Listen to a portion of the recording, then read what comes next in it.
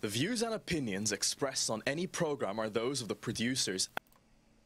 The views and opinions expressed on any program are those of the producers and/or the persons appearing on the program, and do not necessarily reflect the views and opinions of FRC Media, Bristol Community College, or the City of Fall River.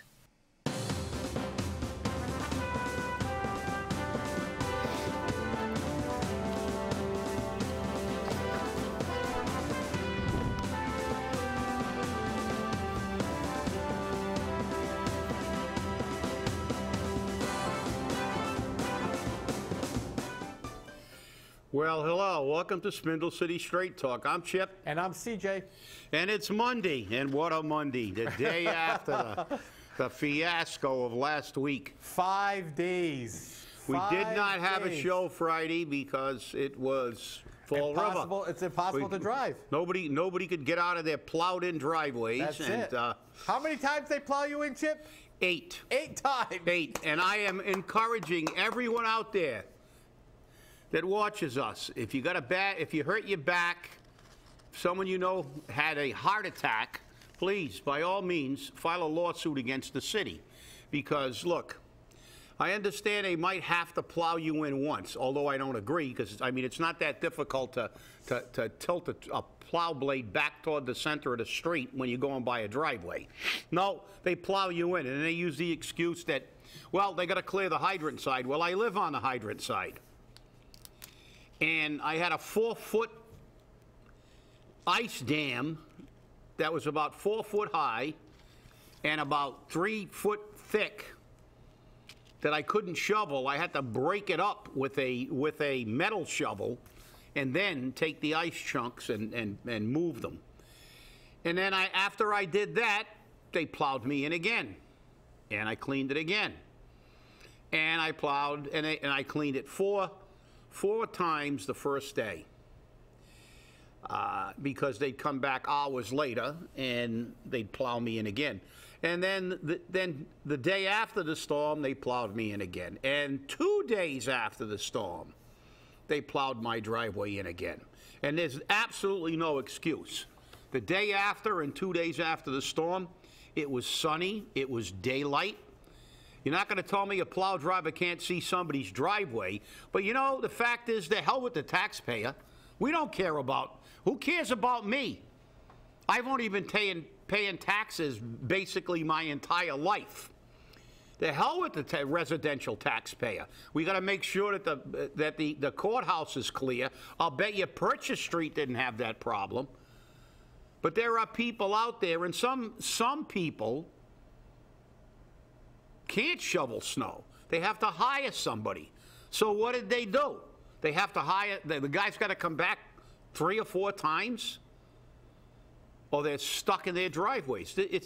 Look, they can say what they want. I am a survivor of the blizzard of '78. I worked 4 straight days and never came home in the blizzard of '78 to my small children, and shoveled hydrants until every single hydrant in the city of Fall River was shoveled out. And I can tell you, we got in excess of 2 feet in '78, and the roads were better in '78. Far better. They were passable, and you had 2 lanes. I mean, look, let's stop trying to sugarcoat this, and I know the mayor's saying they did a great job. 1 lane on major arteries, 1 lane down the center line of Eastern Avenue, because I drove down there, and the center of my car was on the center line. You had a half of the left lane and half of the right lane. That's all you had. And then the next day, it got up to 1.5 lanes. So if you had a half a car, you could drive in that lane. You know, and again, 1 lane on North Main Street. I've got people telling me they were on North Main Street. There were 1 lane. Let's just put this in perspective. We paid a lot of money, and it was a horrible job. Oh, no argument here. No argument here. And it's still a horrible job. Yeah. I mean, some roads are still impassable. And this is a good job. And then the excuse is, well, there was a lot of snow, we didn't handle it. Let me tell you something. 14 inches? Come on. That's, you know, how many times have we had 12, 14-inch snowstorms in this city? And we've never had this much of a problem. And here's the big thing. We had a worse storm under the Flanagan administration, and we didn't go through this. 5 days and the parking ban is still in effect. 5 days. And guess who's paying for the plows? Right, we are. We are. So they get rewarded for doing a crappy job. Now they can milk the plowing job for 5 days. Or more. Or more. And half the time I saw the plows go by my properties, both on the west side and the south side, with the blades up in the air. How many trucks came by with the blade in the air? The sander was going down the street with no sand coming out of it. Really? They were,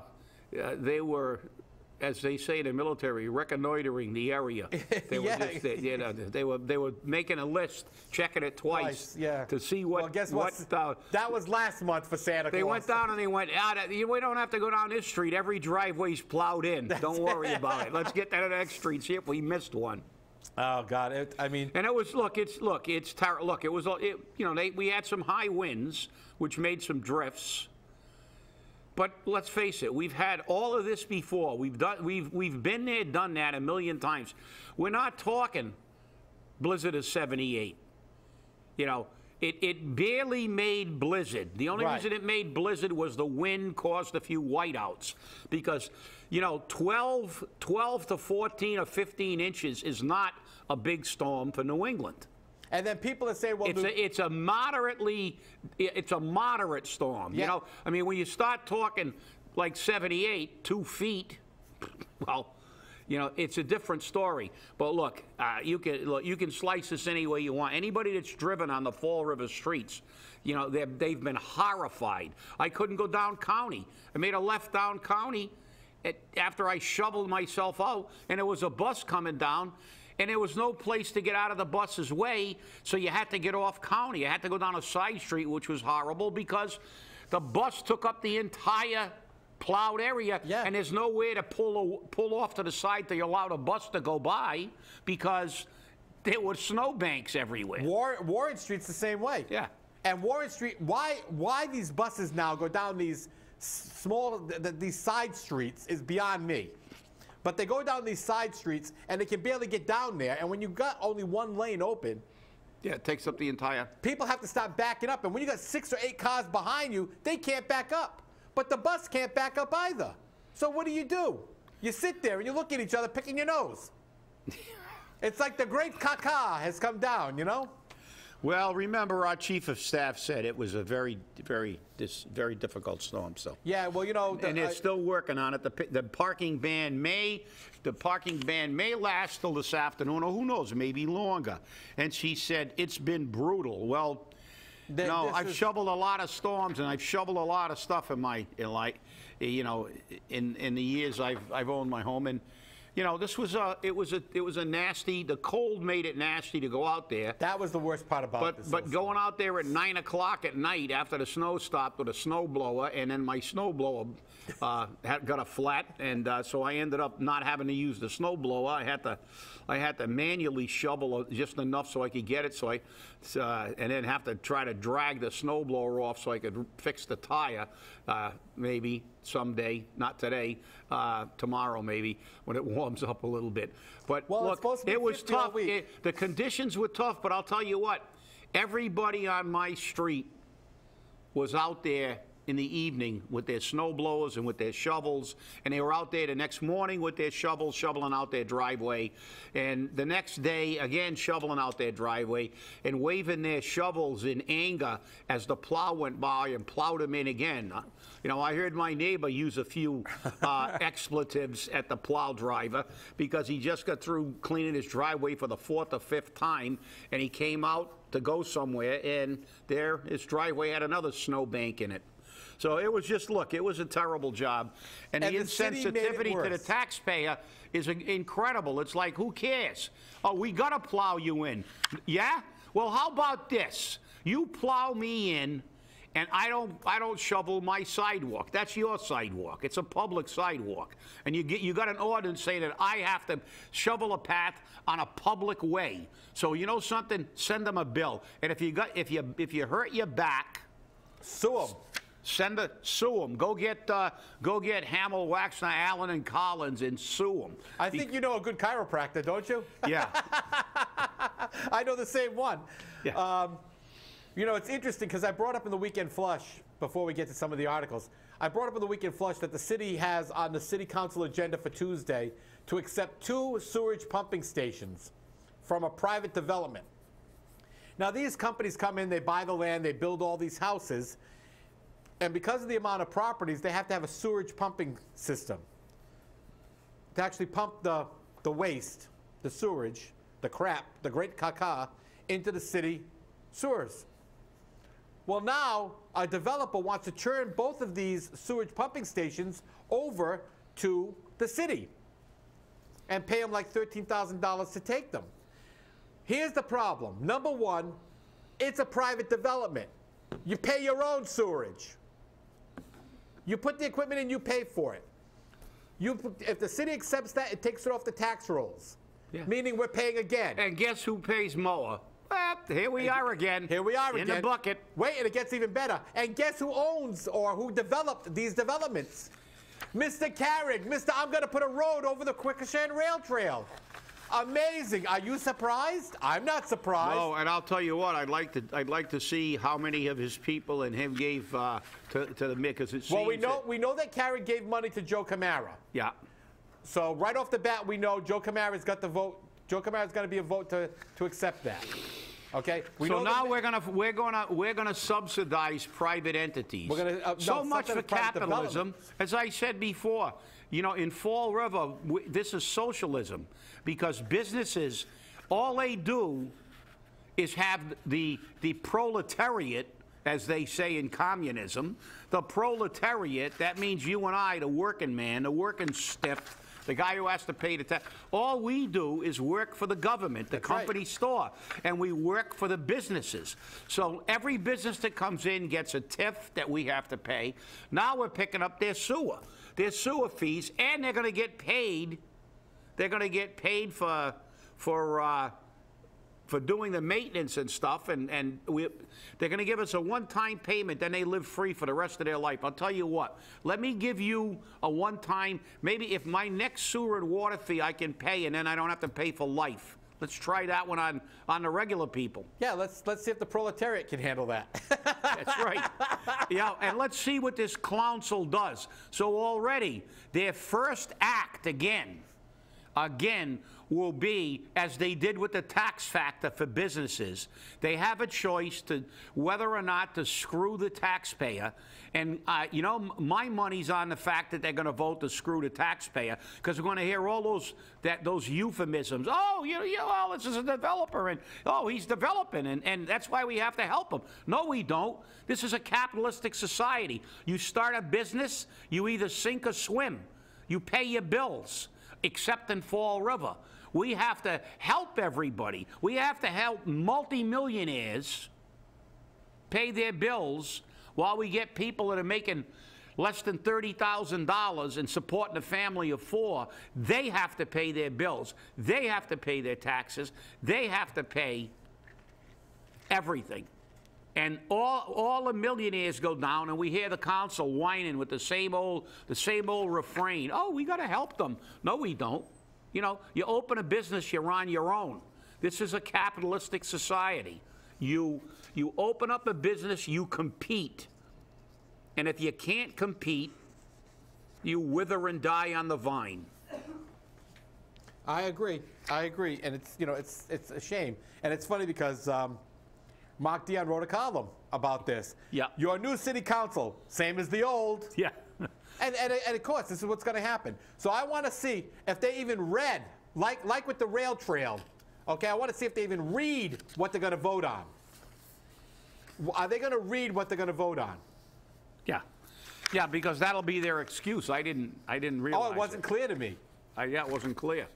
Well, even though we've made it clear here. Yeah. You know, it scares me. It scares me because they use the excuse that they didn't know. Well, you're getting paid to know.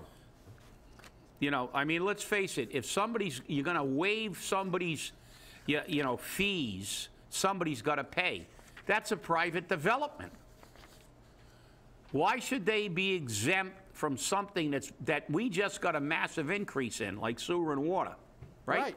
So, but they get it for free and pocket the money and laugh all the way to the bank. Any city councilor who votes to adopt this, to take this, okay, they should recall them. And I will bet you virtually every city councilor, and one of them, at least one of them's gone, the idiot that proposed it, who believed in Keynesian, the government helping business, which is anti-capitalism, I He's bet no longer a city councilor, thank God. Yeah, that's right. Thank heavens.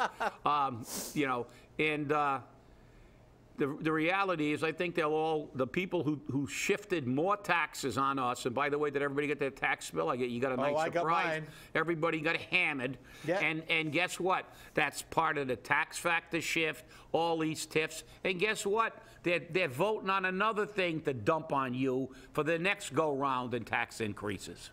Well, now that you brought up that question that goes on the ballot, I have a severe problem with him. Shoot, you and me both. Okay? Oh. Did you notice that the question that goes on the ballot does not have a dollar figure attached to it? No, and it also has a plural when it said bond. Bonds, plural. Bonds, plural, right. not bond. Right.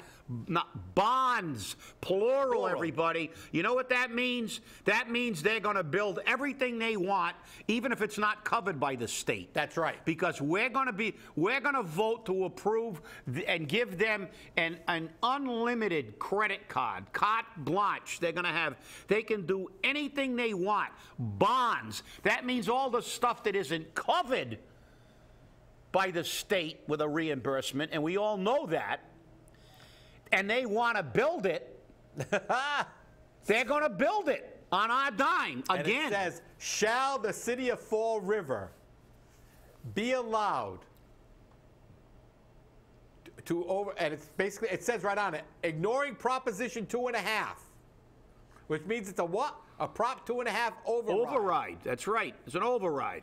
To enter into bonds, plural. Bonds, plural. For the building of the Durfee High School. Which means that you will be voting to give them the ability to bond on something that we're picking up 100% of the cost on. You're giving them the American Express card. There is no limit.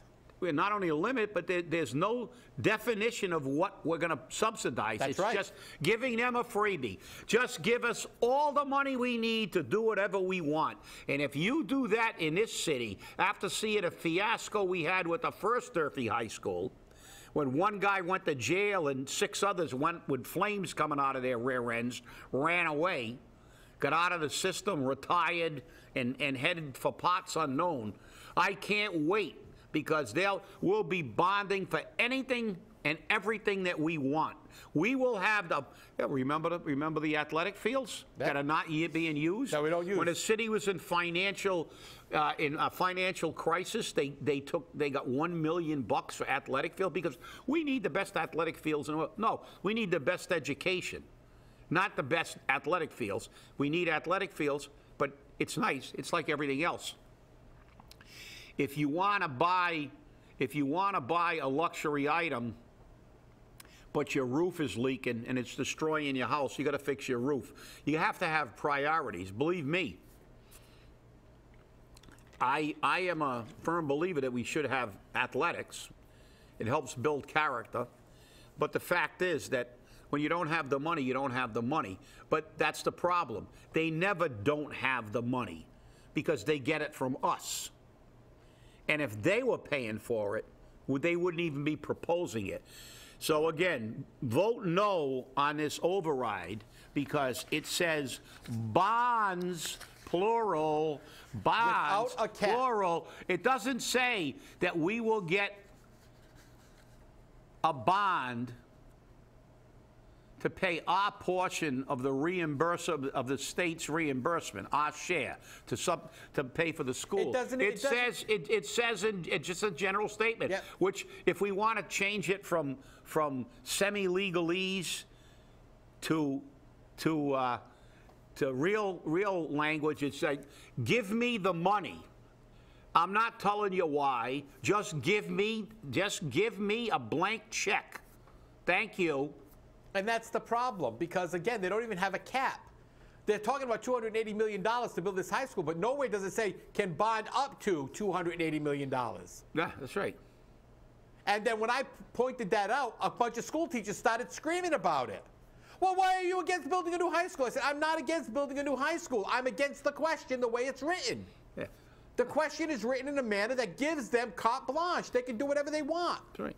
Yeah, I'm sure that you like I'm a proponent of good education, and if we need a high school, unfortunately, I'm also a proponent of putting everybody in jail that was in charge of maintenance for the last 40 years. I agree. And taking their retirements back because they didn't do. Apparently, nobody did anything, and they never do any maintenance in this city. But if we're going to bond, let's have a bond that is specific. Let's say this bond is for the high school, and anything not covered by this bond that we're being reimbursed should not be in there. It should be specific. It should tell us how much. It's our money. They're asking you for a blank check, and if you feel comfortable giving this pack of fools a blank check, there's something wrong with you. I agree. I agree. It's absolutely ridiculous. It's absolutely ridiculous. So in Cliff Ponte's first act as president, he did the subcommittee assignments. Oh, yeah. That was a joke. Oh, it was. Economic Development and Tourism, chairwoman is Pamela Liberté-LeBeau, members Steve Long, Sean Kadim. They really don't do much anyhow, so who cares? Health and Environmental Affairs, Chairman Steve Camara, members Derek Viveris and Steve Long. That could be questionable. Human Services, Housing, Youth, and Elder Affairs, Chairman Joe Camara. Members Leo Pelletier and Stephen Long. The three of the four horsemen of the apocalypse. Ordinance and Legislation. Now, here's where this is a... Chairman Steve Long. Members Pamela Liberté-LeBeau, Sean Kadim, Brad Kilby, and Derek Viveris. And there's still a pending question on whether 5 members of Ordinance and Legislation is legal, because it's currently in front of a judge, because they form a quorum of the city council. So if 5 members vote for something, it's already approved. It doesn't have to go to the full council. Yep. Public Safety, Chairman Brad Kilby, Derek Viveris, and Joe Camara, members. Public Works and Transportation, Chairman Derek Viveris, members Steve Camara, Joe Camara. Joe Camara's getting a lot of committees, don't you think? Yeah. Real Estate, Chairman Leo Pelletier, Stephen Camara, and Brad Kilby. This was an amazing appointment. Nobody with any real estate background whatsoever, except for maybe Brad Kilby, who's a lawyer. No one with any real estate background whatsoever is going to go into this committee. That's like saying, hey, take a dot and throw it in the wall and make up your mind. Well, who cares anyway? Because they never do anything, Right. It's right, that's so. And then Regulations as Chairman Sean Kadim, members Leo Pelletier and Pamela Liberté-LeBeau. Ponte said his expectations are the more work will be done in the subcommittees, which should streamline the regular city council meetings. Bull! Horse hockey! Horse hockey. And let me tell you something, Cliff Ponte. President Ponte, your speech at the inauguration nauseated me. Your job is a job of leadership. It is a job to lead the council and to run the meetings. It is not to hand out bouquets of flowers and boxes of candy. Yeah, well... Okay? So you right off the bat, you turned around and you bared the flesh for the teeth to be bared into you. You're the one that's going to pay for this in the long run, because you're Mr. Nice Guy, and you're not supposed to be Mr. Nice Guy. Yeah, well, I mean, that's one of the problems. Everybody has to hold hands, sing Kumbaya, and then we tell everybody how much we care for them, even though they're political opponents. Listen, I don't care if that's one of the problems we have in Fall River and nationally, too. Nobody knows how to be a politician anymore. The fact is that they think it's all about alliances and political partisanship, and they can't ever put aside that partisanship to move the country forward, in their case, or move the city. The fact is that speech was a throwing bouquets at people who have been political enemies throughout this last term, have been on opposite sides. And look at, I mean, you can compartmentalize things. I can be a political opponent of somebody and be their friend after the issue. But the fact is, you're elected to represent the people. If you have a position, you know, and you have a political opponent, you know, don't be trying to make it like, oh, this guy's the greatest person in the world. Well, he doesn't have the same political philosophies you do. So on that particular issue, you can disagree. You know, and it's not saying you have to be, you know, you have to be really, really aggressive against your opponents. When you have to be, you have to be. But look, it's not about getting along. It's about having an atmosphere of mutual respect and peaceful coexistence. You know, what we need to see in the city council is lively debate. And believe me, like the House of Commons, we've said many times, we love the House of Commons. You know, I like to see some nice back and forth and some really, really spirited debate. And sometimes something good comes of that. But it seems that they're either on one side or the opposite. There's no middle ground. It's about, we got to start throwing bouquets and pretend we're the best of friends. Well, you can have a best friend who you disagree politically with, and you have that disagreement, and on other things you agree. And you can go out and have a beer. And you have other people who you disagree with, who you don't particularly care for, or people who you agree with that you don't particularly care for. So when the council meeting is over, you don't have to go out for a drink with them. But the fact is, this is to me, shows, you know, when you begin to not grasp that concept, you have to question somebody. Leaders have to lead, and leaders have to take the arrows, because, you know, the buck stops here. Just like in the presidency and the mayoral job or a union president, when it goes right, we did it. When it goes wrong, you did it. And you have to be able to have a personality to understand, and in order to do that effectively, you have to keep everything in perspective. You know, your political people who are not your political allies, don't try to make them into Mother Teresa and then go back to business as usual. It doesn't send a message. It kind of implies that you don't grasp, you know, the situation. Now you're a leader. You have to be one, and hopefully we'll see that again, because I can tell you, all those bouquets have already withered.